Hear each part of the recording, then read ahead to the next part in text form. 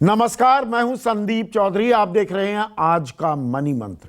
खबरें जो आपसे जुड़ी हैं, जो आपकी जेब से, आपकी आमदनी, आपके खर्च, आपकी नौकरी से जुड़ी, हमारी अर्थव्यवस्था से जुड़ी खबरें जो आप अपने लिए इस्तेमाल कर सकते हैं। News that you can use. और इसमें कोई राजनीति नहीं, कोई हिंदू मुसलमान नहीं। हिंदू मुसलमान करने से आपको नौकरी तो नहीं मिलने वाली है, आपकी आमदनी नहीं बढ़ने वाली है, देश की अर्थव्यवस्था का पहिया तो नहीं घूमने वाला है। तो कोई हिंदू मुसलमान नहीं, कोई भारत पाकिस्तान नहीं। चर्चा में आज मेरे साथ सिद्धार्थ सिंह हैं, वरिष्ठ पत्रकार हैं, इकोनॉमी पर पैनी नजर रखते हैं। और आज की जो खबरें हैं, सबसे बड़ी खबर, मूडीज का मूड बिगड़ गया है सिद्धार्थ, भारतीय अर्थव्यवस्था को लेकर। मूडीज हमेशा भारत के बारे में बड़ा पॉजिटिव रहा है, लेकिन 22 साल में पहली बार Baa3 मतलब निवेश करने लायक आखिरी कैटेगरी में, आखिरी पायदान पर हम आ गए हैं। इसके बाद अगर रेटिंग और गिरती है तो बहुत दिक्कत का सबब होगा। S&P, स्टैंडर्ड्स एंड पुअर और फिच ने पहले ही ये रेटिंग कर दी थी, लेकिन मूडीज की इस रेटिंग के मायने क्या हैं ये हम जानेंगे। लेकिन मूडीज की रेटिंग के बावजूद देश के रेल मंत्री पीयूष गोयल कहते हैं कि हम 5 ट्रिलियन इकोनॉमी बनेंगे ही बनेंगे, 350 लाख करोड़ की हम अर्थव्यवस्था बनेंगे ही बनेंगे। आज की तारीख में 5 ट्रिलियन की बात करना क्या बेईमानी नहीं हो गया है? हमें पहले अपनी अर्थव्यवस्था का चक्का है वो घुमाना है। 3 में से 1 छोटे कारोबार करने वाले अपना धंधा बंद करने के कगार पर हैं कि अब धंधा नहीं कर पाएंगे। 1/3 और कह रहे हैं कम से कम 6 महीना लगेगा हमारे धंधे को फिर से चालू होने के लिए। सरकार भी कोशिशें कर रही है। एमएसएमई की परिभाषा बदल दी गई है। अब आपका टर्नओवर 250 करोड़ तक है तो आप एमएसएमई में आएंगे, उसकी परिभाषा में आएंगे। तो इसका क्या असर पड़ने वाला है? लेकिन साथ ही साथ एक और दिक्कत हो रही है, दिक्कत मजदूरों की। मजदूरों का पलायन हो रहा है, वो अपने गांव, अपने देश, अपने प्रदेश जा रहे हैं। लेकिन मजदूरों के बिना आर्थिक पहिया तो नहीं चलेगा। अब स्थानीय लेवल पर लोकल प्रशासन जो है, राज्यों की अलग अलग बातें, कोई बॉर्डर सील कर रहा है, कोई कह रहा है आवाजाही हम होने देंगे, कोई कह रहा है मजदूरों को वापस नहीं जाने देंगे, कोई कह रहा है अपने राज्यों में ही मजदूरों के लिए हम रोजगार सृजित करेंगे। तो असमंजस है। और असमंजस स्वदेशी को लेकर, ये आत्मनिर्भरता का नारा जो हमने बुलंद किया है, इसकी वानगी आप पैरामिलिट्री फोर्सेस की कैंटीन्स में देख सकते हैं। वहां पर 1000 उत्पाद जो हैं, और ये दरअसल जब मैं लिस्ट आगे बताऊंगा आप कहेंगे अरे ये तो भारतीय हैं, पर उन पर रोक लगा दी गई, बाद में ऑर्डर हटा दिया गया है। तो असमंजस कई जगह चल रहा है हमारी अर्थव्यवस्था में। और वकीलों की दुकानों पर भी ताला लग गया है। कोरोना काल के चलते कोर्ट्स में हियरिंग हो नहीं रही है, वीडियो कॉन्फ्रेंसिंग के जरिए हियरिंग हो रही है। बड़े वकील तो काम चला रहे हैं, लेकिन नॉर्मल वकील, उनकी भी जेब पर जबरदस्त असर पड़ रहा है। तो शुरुआत करते हैं सिद्धार्थ। पहले तो दर्शकों को यह बताइए, मूडीज का मूड जो बिगड़ गया है भारतीय अर्थव्यवस्था को लेकर, Baa3 लास्ट लेवल इन्वेस्टमेंट अगर आप कहें रेटिंग्स का, इसके मायने क्या होते हैं? बिल्कुल सरल भाषा में दर्शकों को समझाइए। देखिए संदीप, पहले तो ये समझना चाहिए कि मूडीज ने हमारी रेटिंग को डाउनग्रेड क्यों किया, हमें लोएस्ट इन्वेस्टमेंट ग्रेड में क्यों डाला। देखिए इसका बड़ा सिंपल रीजन है। अगर आप देखिए 2016-17 के मुकाबले अगर आप कंपेयर करेंगे तो हमारी जो अर्थव्यवस्था या हमारी जो जीडीपी की ग्रोथ है वो तकरीबन अब आधी हो गई है 19-20 में आकर।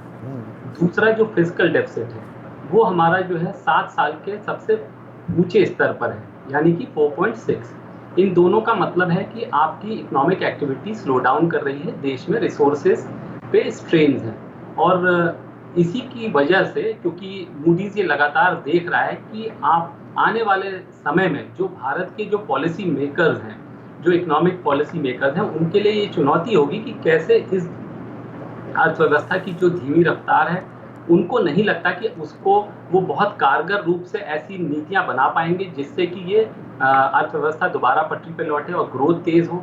साथ ही जो फिजिकल डेफिसिट या फिजिकल जो स्ट्रेन है वो उनको लगता है कि ये आने वाले समय में भी रहेगा, क्योंकि इकोनॉमिक स्लोडाउन से हुआ ये है कि हमारा जो रेवेन्यू स्ट्रीम है वो एकदम ड्राई अप कर गया है संदीप। तो दूसरा ये, और तीसरा जब इकोनॉमिक एक्टिविटी स्लो डाउन करेगी तो फाइनेंशियल जो सिस्टम है उसमें भी स्वाभाविक रूप से आपके बैंक्स, ये जो वित्तीय संस्थान हैं, इन पे भी एक स्ट्रेस आएगा। और मूडीज का मानना है कि जो इंडिया में जो अंडरलाइन जो स्ट्रेस था वो पेंडेमिक या कोविड के आने के बाद और उभर के सामने आया है।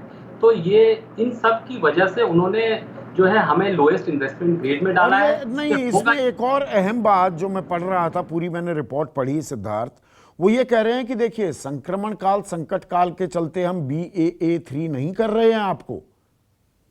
दरअसल नवंबर में भी चेतावनी दी थी मूडीज ने। देखिए दर्शकों को यह समझाना होगा, 2017 में 14 साल बाद मूडीज ने भारत की रेटिंग्स को अपग्रेड किया था। बिल्कुल ठीक बात। मूडीज हमेशा ज्यादा पॉजिटिव रहा है भारत को लेकर, लेकिन नोटबंदी, फिर GST का इम्प्रॉपर इम्प्लीमेंटेशन, इन तमाम चीजों को भी मूडीज ने रेड फ्लैग किया। नवंबर में ये बात कही और अब वो ये कह रहे हैं कि हम कोविड की बात नहीं कर रहे हैं। उससे पहले भी 8 तिमाही में आपकी जो विकास दर है वो लगातार गिर रही है। फाइनेंशियल स्ट्रेस आपने कहा वो लगातार बना हुआ है। लेकिन हमारा जो वित्त मंत्रालय है, जहां आप रोज जाते हैं सिद्धार्थ, वहां पर एक ऑफिशियल वो क्या कह रहे हैं कि अरे कौन सी बड़ी बात है, 35 और देशों को भी डाउनग्रेड किया है, हम इसे ज्यादा गंभीरता से नहीं लेते। उनका व्यू है, उनकी राय है, उनको मुबारक। तो ऐसे काम चल जाएगा क्या, या हम इतने हल्के में ले सकते हैं? क्योंकि फिच और S&P ने भी हमारी रेटिंग्स डाउनग्रेड की थी। संदीप देखिए बड़ा सिंपल है, मूडीज की रेटिंग डाउनग्रेड के बाद एक तो हमारे रुपए पे प्रेशर आएगा, जो विदेशी निवेश है उस पर प्रेशर आएगा। तो कोई भी अधिकारी ये बातें अगर कह भी रहा है तो वो फौरी तौर पे कह रहा होगा, दिखाने के लिए वो ये शो कर रहे होंगे कि हम इससे बहुत घबरा नहीं रहे हैं, लेकिन इसका इमीडिएट इम्पैक्ट हमारे रुपए पे दिखेगा, रुपए पे प्रेशर आएगा, जो विदेशी निवेश है उस पर आएगा, साथ ही जो सरकार की बोरोइंग कॉस्ट है, इंटरेस्ट रेट्स, उन पर भी प्रेशर आएगा, इंटरेस्ट रेट्स ऊपर जाएंगे। तो ऐसा नहीं है। साथ ही एक जो सेंटिमेंट है वो बहुत बड़ा नेगेटिव होता है, और इसलिए सरकार ने कुछ कदम जरूर उठाए हैं और मुझे लगता है कि उनको जो है इसको सीरियसली लेना होगा, और मुझे लगता है सीरियसली लेंगे भी। नहीं, ये मीठा मीठा गप गप कड़वा कड़वा थू थू का काम नहीं चल सकता है ना। 2017 का मैंने जिक्र किया, मूडीज ने रेटिंग बढ़ाई थी तो बहुत तालियां बजाई सरकार ने। देखिए मूडीज हमारी रेटिंग के बारे में क्या कह रहे हैं। आज आप चुप्पी साध देंगे या कहेंगे कि नहीं उनकी राय है, उनको मुबारक? नहीं, चुप्पी तो साधी हुई है। सरकार ने अभी तक इस पे कोई जो है पिछले 2-3 दिनों में जो भी खराब जो आर्थिक मोर्चे पे जो खराब खबरें आई हैं उस पे कोई भी अभी तक सरकार की तरफ से रिएक्शन नहीं, चाहे वो GDP रहा हो, चाहे वो फिजिकल डेफिसिट का डेटा हो। और अब ये मूडीज 22 साल के बाद हमारी रेटिंग जो है डाउनग्रेड हुई है मूडीज द्वारा, तो मुझे लगता है, लेकिन मुझे लगता है एक सरकार में सीरियसनेस जरूर होगी, और किसी ने आधिकारिक रूप पे ये आगे आकर नहीं कहा है कि हम इसको सीरियसली नहीं लेते, क्योंकि इसके इम्पैक्ट जो है बहुत वाइड रेमिफिकेशन। पर यहाँ पर सरकार की तरफ से एक और ताल भी ठोकी जा रही है। पीयूष गोयल वित्त मंत्री के रोल में भी रहे कुछ वक्त, जब अरुण जेटली, स्वर्गीय अरुण जेटली उस वक्त जिंदा थे, उनकी तबीयत नासाज थी। इंडियन एक्सप्रेस की एक खबर है, इंटरव्यू दिया है पीयूष गोयल ने, और क्या दावा कर रहे हैं, will achieve 5 trillion economy, won't let COVID affect resolve। यानी कि हम 5 ट्रिलियन की इकोनॉमी बनेंगे, 350 लाख करोड़ की अर्थव्यवस्था हमारी होगी, और कोरोना संक्रमण काल को हमारी जो मंशा है, हमारा जो भरोसा है, उससे हम डगमगाने नहीं देंगे। तो आज की तारीख में क्या हमें अभी 5 ट्रिलियन इकोनॉमी की बात भी करनी चाहिए? अब संदीप कहने के लिए कुछ ज्यादा नहीं है इस समय, तो शायद वो है कि इसी बात को दोबारा वो इन बातों को कर रहे हैं। जहां हम 230-240 लाख करोड़ की इकोनॉमी हो गए थे, हमारी मौजूदा सकल घरेलू उत्पाद लगभग, जो जानकार कह रहे हैं, 30 से 35 लाख करोड़ तो श्रिंक कर गई है। हम लगभग 200 लाख करोड़ पर आ गए, 230-235 के करीब थे, पर हम अभी भी 350 लाख की ही बात करेंगे।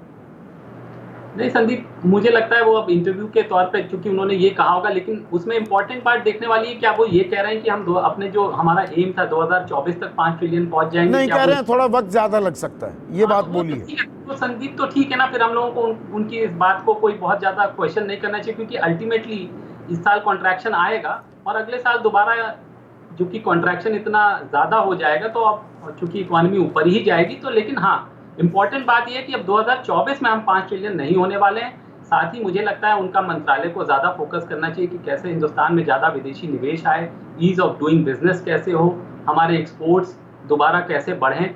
और एक और जो मुझे लगता है सीरियस बात है, जो जिस तरह से हमने अपने पड़ोसियों के देशों से जो एफडीआई आता था उसको अब अप्रूवल रूट पे डाला है, और अब हम एक और बात कर रहे हैं जो फॉरेन पोर्टफोलियो इन्वेस्टमेंट है, FPI investment from our neighbouring countries और फ्रॉम अदर कंट्रीज, उसको भी एक बातचीत हो नहीं, रही है उसमें भी एक दिक्कत है ना। मैंने कल भी इस बारे में चर्चा की थी कि आत्मनिर्भर भारत की जो हम नारा बुलंद कर रहे हैं, और प्रधानमंत्री मोदी ने भी ये बात साफ की है कि भाई हम निर्यात पर हम जोर देने की बात कर रहे हैं, पर आयात पर हम प्रतिबंध लगाए जा रहे हैं, ड्यूटीज बढ़ाए जा रहे हैं। हम इंपोर्ट करने नहीं देंगे, कोई हमें एक्सपोर्ट करने देगा, हमारा एक्सपोर्ट कबूल करेगा। संदीप एक और बहुत बड़ी बात है, अगर हम इंपोर्ट करेंगे नहीं तो हम एक्सपोर्ट भी कैसे करेंगे? एग्जैक्टली। और क्रूड ऑयल वगैरह में आप जो देखते हैं, हम फिनिश प्रोडक्ट्स जो मतलब हिंदुस्तान की बड़ी जो तेल कंपनियां हैं, प्राइवेट सेक्टर में भी जो एक बड़ी तेल कंपनी है, वो बहुत बड़ा जो है ऑयल प्रोडक्ट एक्सपोर्ट करती है। तो वो करती कैसे एक्सपोर्ट? पहले इंपोर्ट करती है ना, हाँ, उसके बाद एक्सपोर्ट करती है।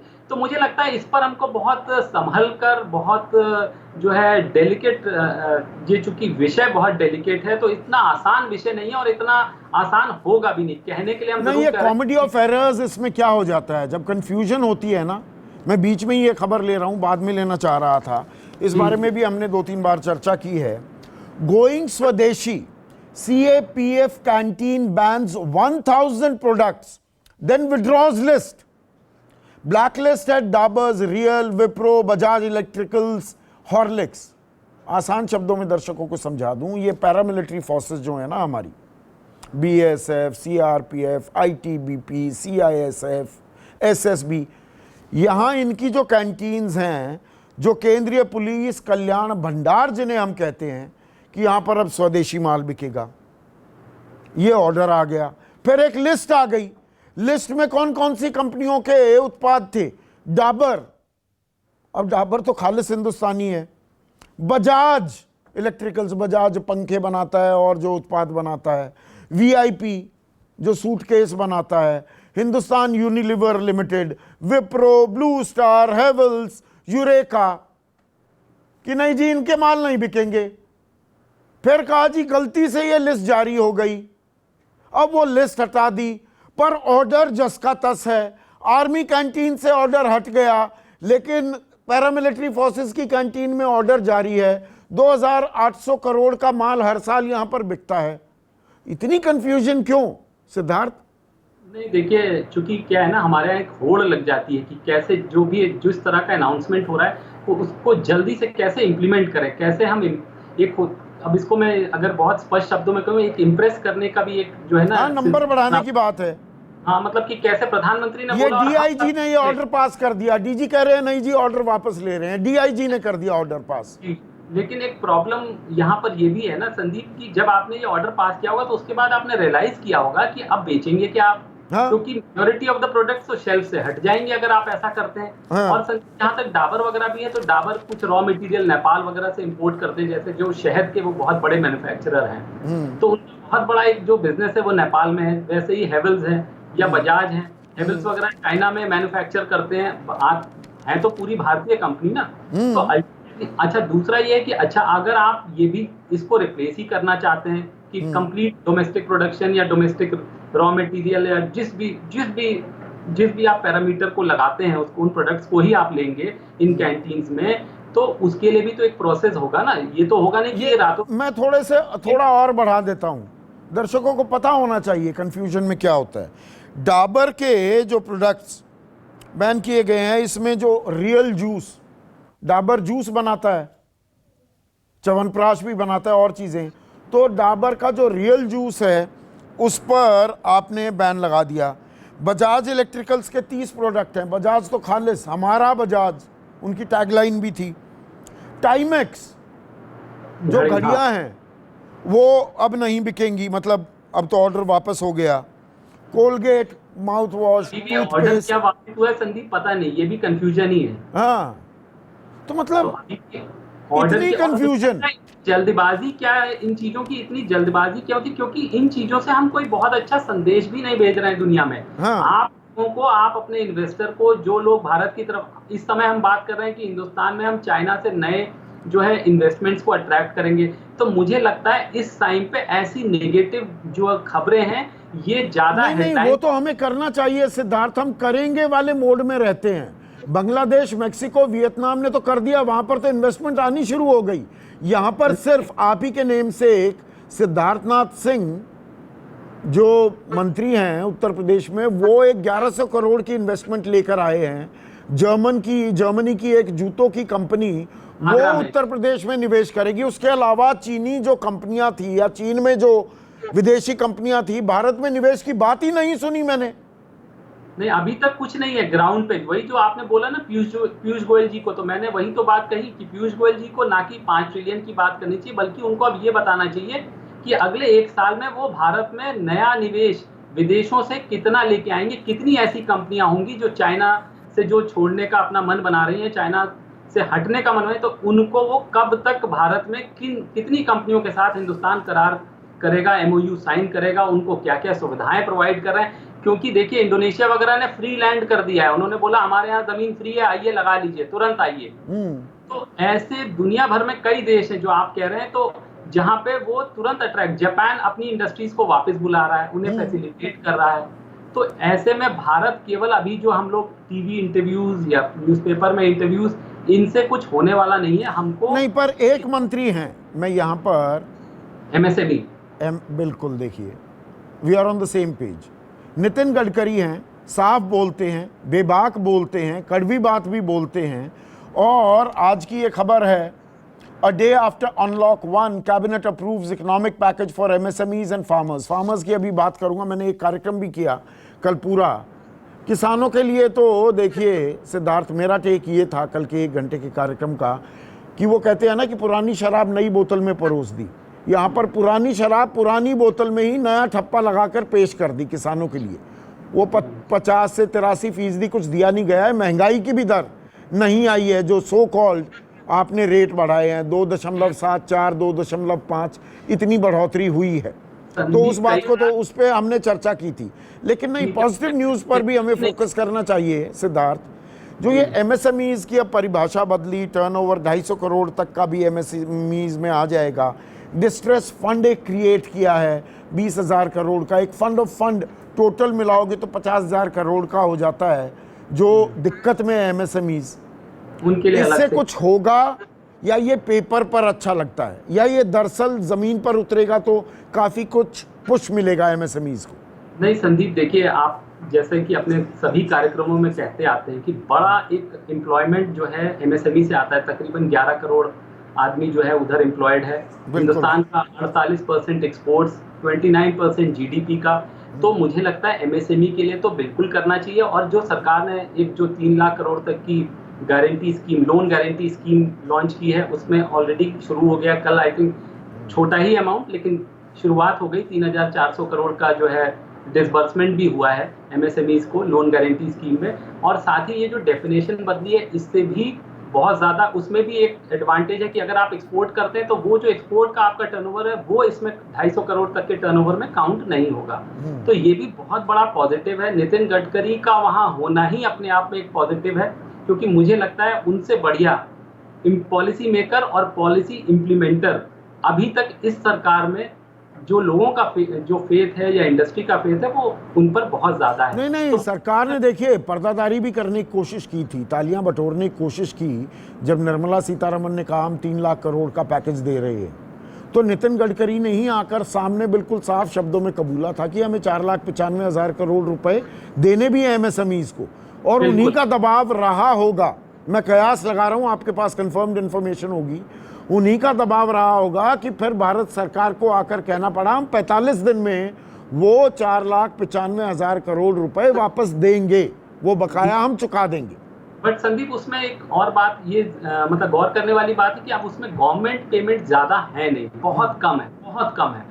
ये तो हमारे जो प्राइवेट सेक्टर हैं, जो बड़ी इंडस्ट्रीज हैं, उन्हीं ने इन स्मॉल वेंडर्स के पेमेंट्स रोके हुए हैं। और ये कोविड के बाद मुझे लगता है अब तकरीबन 3-4 महीने, अगर मैं 6 महीने तक भी कहूं तो मैं गलत नहीं होऊंगा, उस तरह के बड़े पेमेंट्स अब प्राइवेट सेक्टर के द्वारा ही रोके गए हैं। तो कहीं ना कहीं सरकार को उनसे संवाद करके उन पर प्रेशर बनाना होगा कि आप इन एमएसएमईज के ड्यूज क्लियर करें। जहां तक आपने बोला, एक तो डेफिनेशन बदल दी, मुझे लगता है बहुत बड़ा पॉजिटिव है। एमएसएमई पे हमें फोकस करना चाहिए, क्योंकि सबसे जल्दी वही टर्नओवर वापस भी आएंगे। अगर इकोनॉमिक एक्टिविटी कहीं सबसे ज्यादा तेजी से लौटेगी तो वो वहीं पे लौटेगी, या लौटने की कैपेसिटी है। दूसरा, आपने जो बात बोली, उनके लिए फंड ऑफ फंड्स बनाया, तो ठीक है ना, उनको हैंड होल्ड करिए। अगर वो बड़े हो सकते हैं, उनको भी स्टॉक मार्केट, क्योंकि उनको सपोर्ट उस तरह का नहीं मिलता, because they are small units. तो अगर गवर्नमेंट ने अब ये डिसाइड किया, हालांकि अभी उसके डिटेल्स नहीं आए, ब्लूप्रिंट नहीं आया कि वो किस तरह से इन्वेस्ट करेगी, उसके बाद जब वो लिस्ट हो जाएंगे तो गवर्नमेंट भी थोड़े प्रीमियम लेके अपने जो शेयर होल्डिंग है उन कंपनीज में, वो बाद में बेच देगी और नए कंपनीज में इन्वेस्ट पर करेगी। एक और पलट तस्वीर भी आ रही है। देखिए, उम्मीद की किरण बांधी है और सरकार प्रयासरत है, नितिन गडकरी कदम उठा रहे हैं। जल्दी जल्दी आप इन फैसलों को अमली जामा तो पहना रहे हैं, ये मुझे अच्छा लग रहा है, कम से कम इतना पॉजिटिव। नहीं, ये पॉजिटिव है, लेकिन दूसरी तस्वीर क्या आ रही है? ऑल इंडिया मैन्युफैक्चरर्स एसोसिएशन है। ऑल इंडिया मैन्युफैक्चरर्स एसोसिएशन ने एक सर्वे किया और 46,525 रिस्पॉन्सेज लिए, मतलब 46,000 लोगों से राय ली। राय क्या निकली?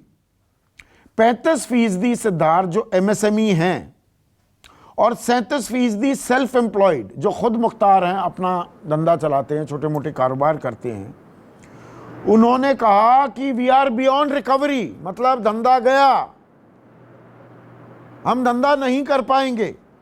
35% एमएसएमई, 37% सेल्फ एम्प्लॉयड खुद मुख्तार कि नहीं भैया चौपट हो गया धंधा, और 32% एमएसएमई कह रहे हैं, 35 और 32 जोड़ दो तो 2/3 से ऊपर हो गया, 32% कह रहे हैं अभी 6 महीने कम से कम लगेंगे पैरों पर खड़े होने में। यह भी एक तस्वीर है। नहीं संदीप, देखिए जो बात आप कह रहे हैं उसमें भी कोई गलत नहीं है, क्योंकि ये तो चूंकि पिछले 6-8 महीने, साल भर से बहुत ज्यादा हिंदुस्तान की अर्थव्यवस्था में स्ट्रेस है। लगातार आप देख रहे हैं इकोनॉमिक जो डेटा आ रहा है, पिछले 8 तिमाही ग्रोथ स्लो डाउन था। पिछले इस साल जो 19-20 का जो साल कारोबारी साल गया, उसमें आप देख रहे हैं केवल डाउनवर्ड रिवीजन हो रहा है। तो मुझे लगता है ये जो कोविड पेंडेमिक आया है, उसने प्रेसिपिटेट कर दिया होगा पूरी क्राइसिस को। जो वो बंद होने की कगार पर रहे होंगे या जो स्ट्रगल कर रहे होंगे, किसी तरह से अपने आप को मैनेज कर रहे होंगे, वो पूरी तरह से इस कोविड के आने के बाद कंप्लीटली शटर्ड डाउन। तो ऐसा, इसका कारण मैं यही मानता हूं, क्योंकि वो कहीं ना कहीं बहुत लास्ट स्टेजेस पे रहे होंगे ऑफ देयर सर्वाइवल स्ट्रगल के। तो दोनों ही सेल्फ एम्प्लॉयड कैटेगरी में, या जो एमएसएमई जो आप बता रहे हैं कि तकरीबन 30-35% जो कह रहे हैं कि शटर इज डाउन, तो मुझे लगता है वो कोविड आने के बाद ही उनकी स्थिति इतनी खराब हो गई होगी, क्योंकि पूरा जो ये चक्का जाम हुआ पिछले 2-3 70-80 दिनों से, ये जो जिस तरह का जो इकोनॉमिक एक्टिविटी पे जो स्टैंड स्टिल हुई, और आने वाला टाइम भी ऐसा तो है नहीं कि एकदम से ये रिकवरी वी शेप्ड होगी, तो ये इसका एक कारण होगा। और दूसरा जो, तो ये एमएसएमईज और हमने जो खुद मुख्तार हैं उनकी बात की, बड़ी कंपनियों की भी बात कर लें। मैं लगातार मारुति के उदाहरण देता रहा हूं अपने कार्यक्रमों में। बिजनेस स्टैंडर्ड की हेडलाइन है, May auto sales collapse but the auto index gains 3.2% on expectations of pickup in demand. अब खबर समझा देता हूं। मई में भी जो सेल्स हैं उनमें कोई खास इजाफा नहीं देखा गया, ये समझने की जरूरत है। अप्रैल में हमने बताया मारुति एक भी कार नहीं बेच पाई। मई में 13,865 कारें बिकी। आप कहेंगे कि अरे कारें बिकनी तो शुरू हुई, लेकिन ईयर ऑन ईयर बेसिस आप देखेंगे पिछले साल मई में जितनी कारें बेची थी और इस बार जितनी बिकी हैं, इस बार 88% का गोता है। पिछले साल 3 दिन में जितनी कारें बना दी थी मारुति ने, बेच दी थी, उतनी कारें 30 दिन में बेची हैं।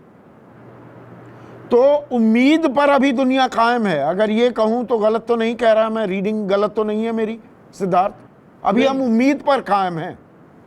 नहीं संदीप, मुझे लगता है अल्टीमेटली जब जून के नंबर्स आएंगे we definitely go up, we will further go up, मुझे लगता है ये नंबर बढ़ेगा ही। लेकिन जहां तक आप जो कह रहे हैं ना मे सेल्स भी डाउन है, तो संदीप एक बात और हम आप दोनों ही इस बात को स्वीकार करेंगे कि अभी पूरे हिंदुस्तान में उस तरह से सारे शोरूम्स, सारे जो गाड़ियों के शोरूम्स वगैरह उस हिसाब से उस कैपेसिटी पे खुले भी नहीं है। तो उसका एक कारण ये भी होगा कि लो डिलीवरी या लो सेल्स का एक कारण ये भी होगा कि अभी जो है उस तरह से सब कुछ ऑपरेशंस पूरी तरह से कंप्लीटली ऑन स्ट्रीम नहीं है। डीलर्स, सारे डीलर्स खुले नहीं होंगे, कोई कहीं रेड जोन था, कहीं येलो जोन था, कहीं कंटेनमेंट था, एम्प्लॉयज भी इधर उधर कोई चला गया अपने घर, या तो उस तरह से मुझे लगता है अभी भी वो जो है ना they are still bringing their businesses और थिंग्स टू नॉर्मलसी। तो मुझे लगता है जून में ये नंबर फर्दर बढ़ाएगा, लेकिन मुझे लगता है इसमें भी 2-3 महीने लगेंगे नहीं, कंप्लीट। कार्स का भी मैं देख रहा हूँ रूरल और सेमी अर्बन इलाकों में डिमांड पिकअप होने लगी है, लेकिन अर्बन इलाकों में डिमांड नहीं हो पाई है। और उसके पीछे भी एक वजह है, जो कोरोना का संक्रमण है वो 13 बड़े शहरों में ज़्यादा उसका प्रकोप दिख रहा है। मुंबई की बात हो, सूरत है, अहमदाबाद है, पुणे है, दिल्ली है, फरीदाबाद, गुरुग्राम, नोएडा जहाँ हम बैठे हैं, गाज़ियाबाद, ये तमाम जो शहर हैं, जयपुर, यहीं सबसे ज़्यादा बिक्री होती है कारों की। संदीप दोनों बातें हैं। देखिए एक तो ये है कि बिक्री जो आप कह रहे हैं कि एक तो अर्बन एरिया इम्पैक्ट है, दूसरा मतलब इसको आप 2-3 तरह से देखें। एक तो हो सकता है कि सेंटिमेंट डाउन है, हर आदमी ये अब लोग सोचेंगे कि उन्हें गाड़ी खरीदनी है कि नहीं, क्योंकि एवरीवेयर देयर इज अनसर्टेनिटी। कुछ लोगों, बहुत भारी तादाद में जो है लोगों की नौकरियां भी गई हैं, तो ऐसे लोगों का क्या होगा। लेकिन मुझे एक और बात दिखती है, कोविड आने के बाद अब एक बात ये जो सोशल डिस्टेंसिंग की है ना, तो इससे हो सकता है थोड़ा सेल्स को पुश भी मिले, हो सकता है थोड़ा हाँ, time मिले। अब मेट्रो में बैठने से, बस में बैठने से आदमी घबराएगा, तो वो बाइक वो उबर या ओला लेने से भी घबराएगा। वो चाहेगा मेरी अपनी कार हो, उसे मैं सैनिटाइज करके रखूं, उसी में ट्रैवल करूं। बिल्कुल। और तो ये भी हो सकता है संदीप, लेकिन दूसरे मतलब इसमें अब ये देखने वाला टाइम ही मतलब समय बताएगा सच क्या होता है। कुछ हो सकता है कि आपकी अगर कैपेसिटी कम हो गई है, चूंकि जनरल सेल्स डाउन होंगी, तो सेकेंड हैंड की कार्स की तरफ की मार्केट भी तेजी आ सकती है। लोगों को वहां भी अच्छी मतलब अगर थोड़े सस्ती गाड़ियां मिलती हैं और अगर अच्छी कंडीशन में मिलती है, तो लोग क्यों नई गाड़ियां खरीदने जाएंगे। तो ये 2-3 चीजें हैं, मुझे लगता है अभी हमको थोड़ा इसको समय देना चाहिए। और जी। मुझे एक बात जरूर लगती है कि मोटर बाइक्स मतलब मोटरसाइकिल्स वगैरह की सेल में जरूर इजाफा होगा। पर यहाँ पर एक और पर मैं बिल्कुल, हम 360 डिग्री एनालिसिस इसीलिए करते हैं ताकि आपको पूरी बात समझ में आ जाए। अब अर्थव्यवस्था हम उम्मीद लगा रहे हैं और बढ़नी भी चाहिए, क्योंकि हमारी ज़िंदगी, आपकी ज़िंदगी, हम सब की ज़िंदगी अर्थव्यवस्था के चक्के से, अर्थव्यवस्था के पहिए से जुड़ी हुई है। पहिया घूमेगा तो जेब में पैसे आएंगे, नौकरियां बनी रहेंगी, हम खर्च भी कर पाएंगे, तो डिमांड भी बढ़ेगी। ये सब कुछ जुड़ा हुआ है। इकोनॉमिक टाइम्स की खबर है Siddharth, India Inc battles worker shortage, policy flip flops.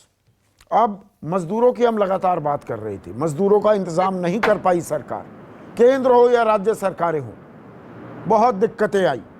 अब वो घर पहुंच रहे हैं, अब वो वापस कब आएंगे, खरीफ की बुआई भी चल रही है, और बहुत से राज्य अब ये कह रहे हैं कि नहीं, वहीं पर ही हम आपको रोजगार दे देंगे। यूपी है, झारखंड है, वो कह रहे हैं कि यहीं पर आपका इंतजाम कर देंगे। कुछ राज्य वापस आने नहीं देंगे, ये भी दिक्कतें आ रही हैं। महाराष्ट्र ने कुछ अब इस तरह की बात की है कि जी हम लोकल लोगों को ही ज़्यादा तरजीह देने की बात करेंगे। तो स्थानीय लेवल पर कन्फ्यूजन, राज्यों के लेवल पर कन्फ्यूजन, सेंट्रल लेवल पर कन्फ्यूजन, ये जो असमंजस है मजदूरों को लेकर, ये कितना घातक हो सकता है हमारी अर्थव्यवस्था के लिए। संदीप मुझे लगता है जो अब बड़ा चैलेंज तो मजदूरी है। अगर फैक्ट्री में आपको दोबारा रीस्टार्ट करनी है तो आपको वर्कर चाहिए, और अगर इसी में इतना कंफ्यूजन रहेगा और तो आपको कैसे लगता है कि इकोनॉमी या अर्थव्यवस्था पटरी पे लौटेगी। तो मुझे लगता है ऐसे में तुरंत मतलब चाहे भारत सरकार का जो श्रम मंत्रालय है उनको इनिशिएटिव लेके एक कंपोजिट पॉलिसी, जिसमें कि स्टेट गवर्नमेंट्स, जो सारी स्टेट गवर्नमेंट्स हों, सेंट्रल गवर्नमेंट हो, पूरा इनपुट लेके, जो लेबर ऑर्गेनाइजेशन हैं उनका इनपुट लेके एक होलिस्टिक अप्रोच लेके। क्योंकि अगर आप स्टेट वाइज, डिस्ट्रिक्ट वाइज, और उसमें एक और कॉन्ट्रडिक्शन है संदीप कि आप ये देख रहे हो, आज ही मैं देख रहा था भारत सरकार के एडवर्टीजमेंट्स हैं बड़े बड़े पेपरों में जो वर्कर्स लौट रहे हैं कि हमने जो है मनरेगा का जो बजट बहुत बढ़ा दिया है, तो अब आपको वहां भी आसानी से काम उसमें मिलेगा। भी मुझे देखिए ये मैं उठाना चाह रहा था और अच्छा किया कि आपने इसका जिक्र कर दिया। ये सब अखबारों में देखिए दर्शकों, ये इसमें एक और मजदूरों के लिए सरकार एड चला रही है। जी ये देखिए, dear migrant labourers and daily wage earners, the country stands with you. ये मजदूर अंग्रेजी समझ पाएंगे, अंग्रेजी में सब जगह ये एड्स चला रहे हैं। ये मैं उठाना चाह रहा था, अच्छा किया कि आपने इसका जिक्र कर दिया। नहीं संदीप, मुझे लगता है हिंदी का एडवर्टीजमेंट अभी तैयार नहीं हो पाया होगा, इसलिए शायद ये हुआ होगा कि कम से कम इसको तो निकालो, कुछ शुरुआत तो करो। और शायद मैसेजिंग करने की कोशिश की है कि हम इसमें जितने पैसे खर्च किए मजदूरों को डायरेक्ट उनकी जेब में दे देते। वो भी वो अब वो तो संदीप हम लोग इतने दिनों से उसके ऊपर चर्चा कर रहे हैं, और मतलब वो तो वो है ना कि कान में तेल डाल के बैठे हुए हैं, जब सुन ही नहीं रहे। कितने बार हम लोग उस बात को कहें, तो शायद अब वही है कि आप मनरेगा में आ जाइए, वहाँ वेजेस बढ़ा दी है हमने थोड़ी, तो वहाँ इमीडिएट ले लीजिए। आपके पास अगर राशन कार्ड नहीं है तो उसमें आके आप राशन ले लीजिए। तो फिलहाल 2-3 महीने के लिए तो आप इस तरह से उनको सहूलियत दे रहे हैं, लेकिन आपका मंशा क्या है अल्टीमेटली, आप उससे चाहते क्या है मजदूर से?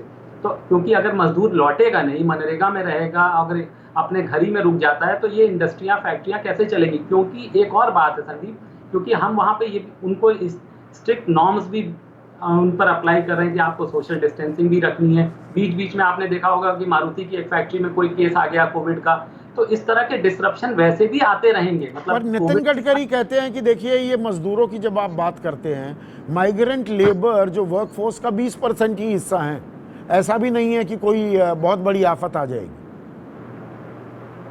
नहीं संदीप, मुझे लगता है अभी आने वाले टाइम में अगर आफत नहीं है तो इतनी हाई हाई तौबा क्यों है, सरकार क्यों एडवर्टीजमेंट निकाल रही है? तो मुझे नहीं लगता, और हर इंडस्ट्री को जरूरत होगी, कहाँ से आएगा वर्कफोर्स? अगर आखिरी खबर ले लेते हैं सिद्धार्थ, आखिरी खबर दिलचस्प खबर है।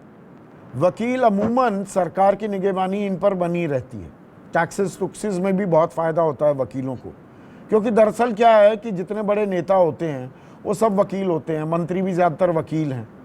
तो वकीलों के लिए एक खास दर्जा मिला रहता है वकीलों को, लेकिन वकील भी दिक्कत में है। Lockdown hits 20,000 crore legal practice industry. Most lawyers have no earning. Bar Council of India कह रहा है कि भैया आप कोर्ट चला दो, वीडियो कॉन्फ्रेंसिंग के जरिए। बड़े वकील तो कर लेते हैं अपना काम, जो बीच वाले और छोटे वकील हैं, अगर अदालतें नहीं चली तो उनका धंधा पानी बंद है और बंद हो जाएगा। नहीं, स्वाभाविक है संदीप, क्योंकि देखिए हम लोग तो दिल्ली में बैठ के खाली हाई कोर्ट या सुप्रीम कोर्ट की बात करते हैं, लेकिन जो डिस्ट्रिक्ट कोर्ट्स हैं और जो हमारे पूरे हिंदुस्तान में जो छोटे शहरों में जो कोर्ट्स हैं, जो सब डिवीजन लेवल पे कोर्ट्स हैं, वहाँ तो टोटली इंटरफेस होता है, ह्यूमन इंटरफेस है। तो वहाँ तो ये वीडियो कॉन्फ्रेंसिंग वगैरह चलेगी नहीं। साथ ही जो फरियादी है, जो कोर्ट में जिसका मैं केस लड़ रहा हूँ, वो भी नहीं आता है। तो ऐसे में फीस कहाँ से आएगी? दूसरे जज साहब नहीं है, सुनवाई नहीं होगी। अगर फिजिकल इंटरफेस नहीं होगा तो ऑब्वियसली उनके ऊपर बहुत बड़ी जो है उन लोगों के लिए भी चुनौती होगी, क्योंकि वकीलों में भी बहुत बड़ा तबका एक नॉर्मल वकील है, जो छोटे वकील हैं। बिल्कुल। और वो डिस्ट्रिक्ट कोर्ट्स या सब डिवीजन कोर्ट, जो जितनी छोटी तहसील लेवल पे जो कोर्ट्स हैं, तो वहाँ तो सब कुछ ह्यूमन इंटरफेस पे होता है। जब तक अगर फरियादी आएगा नहीं, वो अपने वकील से मिलेगा नहीं, उससे बात नहीं करेगा, उससे विश्वास नहीं होगा कि आज मेरा केस लग रहा है, क्या उसमें प्रोग्रेस हो रही है। और वहाँ पे फीस का जो अमाउंट होता है वो भी कोई संदीप बहुत बड़ा नहीं होता है, कई बार कैपेसिटी नहीं होती बार बार देने की। हाँ, तो सब दिक्कत में है और उम्मीद यही है कि सरकार जो कदम उठा रही है वो आर्थिक पहिया घुमाएगा। आज हमारे साथ जुड़े, खबरों का विश्लेषण किया सिद्धार्थ सिंह, आपका बहुत बहुत शुक्रिया। आज का मनी मंत्र में बस इतना ही। नमस्कार।